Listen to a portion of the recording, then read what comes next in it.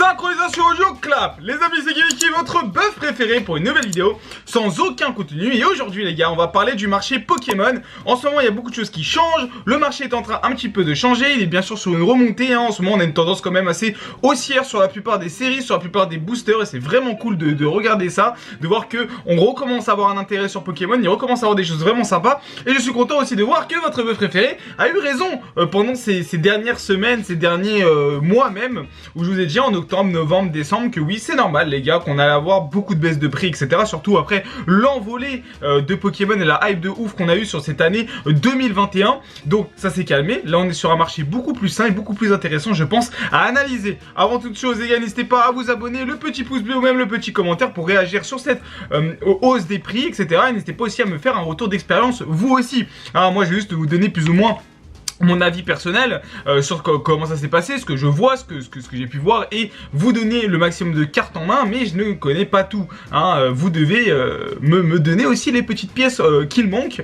Donc si vous avez vu des changements drastiques de prix, si vous avez vu des séries qui ont bien baissé ou des séries qui ont bien monté, n'hésitez surtout pas à me le dire dans les commentaires ou même en DM sur Discord, ce sera avec grand plaisir de voir tout ça.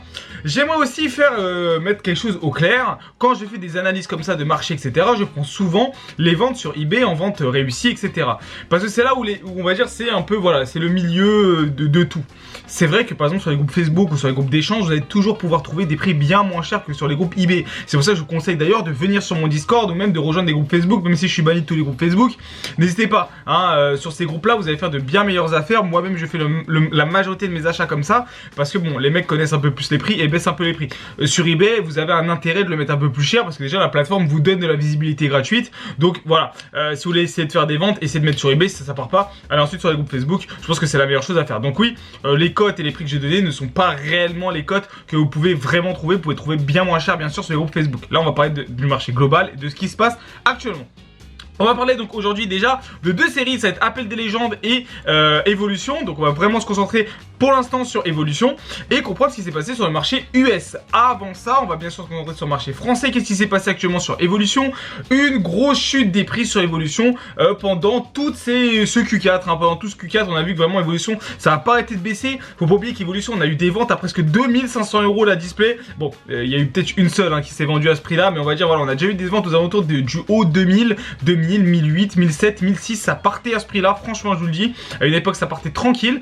Aujourd'hui on va dire qu'on est plus arrivé sur un prix aux alentours des 1000 €, 1200, voilà, moi je mettrais pas plus de 1200 € en tout cas sur une display Évolution, je trouve que plus cher ça vaut vraiment pas trop le coup, après voilà c'est mon simple avis, et j'ai même vu un mec sur mon Discord qui m'a dit que frérot j'ai réussi à l'acheter à 890 €, donc franchement je trouve que c'est vraiment un très bon prix, voilà, c'était pendant la chute globale de Évolution. On voit aujourd'hui que ça remonte, il y a un peu plus d'attrait pour ça, on voit même que les boosters à l'unité sont de plus en plus demandés par la communauté, donc c'est cool et on voit que donc le prix remonte un petit peu.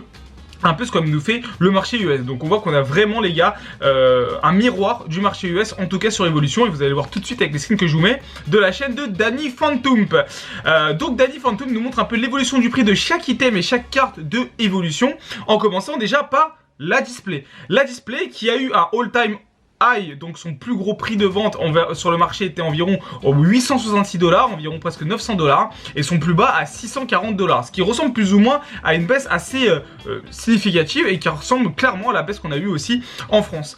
Et on voit les gars que après ce pic en bas, c'est des plus petites ventes qui s'est passé aux alentours de octobre-novembre, on a recommencé à avoir une montée progressive et sur une grosse remontée à partir de fin décembre, début 2022 et ça c'est vachement cool. Et ça c'est vachement cool. Alors non, je me trompe les gars, on a plus eu la remontée fin novembre, fin novembre. Donc c'est vachement bien. Pareil les gars pour les boosters Évolution. Les boosters Évolution qui se vendaient au plus haut à 18 $, maintenant c'est à 12 $ le plus bas. C'est remonté très rapidement à partir du 1er janvier.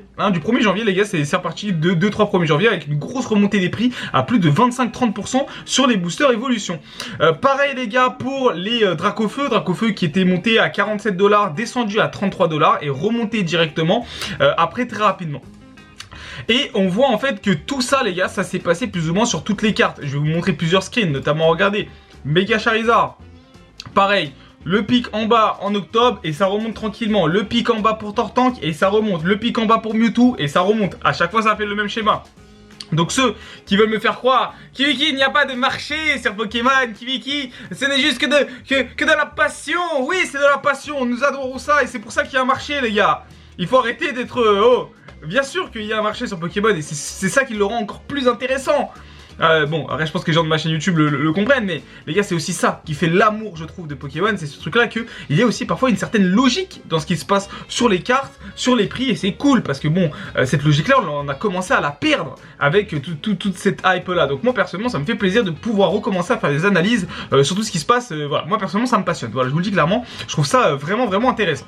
Donc voilà, on voit que Evolution remonte tranquillement sur les cotes, que ce soit sur les cartes à l'unité. On n'est pas non plus sur une explosion, mais voilà, on a tapé un bottom. Bon, j'ai la flemme de retrouver la vidéo, mais pour ceux qui suivent la chaîne depuis longtemps, votre bot préféré vous l'a dit, que je pensais que le bottom était il y a quelques semaines. Bon, au final c'était un petit peu plus tôt. Le bottom, c'est en gros, c'est là où vous allez pouvoir acheter le plus bas.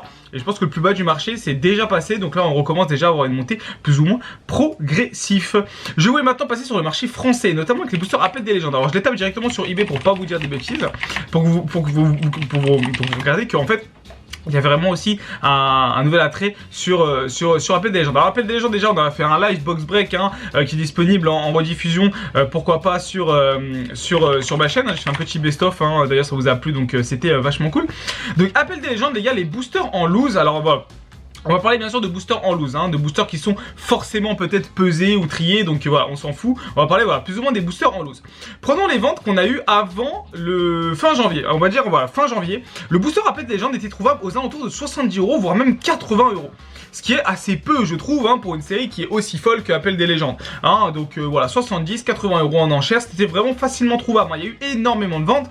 Même en début décembre, vous pouvez encore trouver du 70, du 79 €, 80 €, 90 € grand maximum. C'était plus ou moins les prix pour de l'Appel des légendes. Aujourd'hui, quand on regarde les nouveaux prix dans les dernières ventes réussies, on voit que le booster Appel des légendes, le 17 janvier, il part à 90 € aux enchères. Ce qui est cool, c'est que c'est aux enchères, ça montre vraiment la tendance du marché. Pareil pour ce Lugia, 90 € aux enchères. Kyogre, 95 €. Deoxys, 91 €. Et si on monte encore un peu plus haut sur les ventes, on a une vente réussie de tous les boosters à 109 €. On voit donc que la série a presque 20 ou 30 € en plus comparé à avant. Bon, je dis pas, vous allez dire les Kibiki, là, la grosse tête, tout ça, c'est pas parce qu'on a fait un live le 23 décembre et que les prix sont remontés après. Je pense pas. Peut-être que oui, les gens ont remarqué que la série est cool, mais on voit que la hausse, ça n'est pas direct après notre live. Notre live a été fait le 23 décembre. La hausse des prix, elle est actuelle. Elle est depuis le 3 janvier, ouais, depuis on va dire même du 17 janvier, hein, depuis le 17 janvier, donc c'est pas vraiment ça, c'est surtout qu'en fait, les gens ont bien compris qu'Appel des légendes était une série vraiment cool, avoir un art set c'est vachement cool, et on a surtout une demande qui recommence à arriver sur le marché Pokémon, et de plus en plus de gens veulent avoir des boosters vintage, et aussi, le récent n'est pas bon. Ça aussi c'est quelque chose les gars à prendre en compte dans vos analyses. Ces derniers temps le récent n'est pas super bon. Point de Fusion est une série qui est boudée. C'est une série où très peu de personnes veulent allouer leur argent dans cette série. Donc ils préfèrent déverser leur liquidité dans des boosters un peu plus vintage. Et c'est vrai que Appel des légendes fait partie de ces boosters un peu adorés de la communauté, parce que très facile aussi d'accès en réalité. Il y a quand même beaucoup de stocks de boosters, c'est assez facile d'en acheter. Vous pouvez aller tout de suite sur eBay et en acheter. Hein. Je vous dis pas qu'il faut en acheter, je vous dis pas que c'est l'investissement du siècle, loin de là. Je suis pas en train de parler d'investissement direct, juste en train de vous parler de la cote du marché, de pourquoi ça monte. Donc je trouve ça vraiment cool. Voilà, personnellement je trouve ça vraiment cool.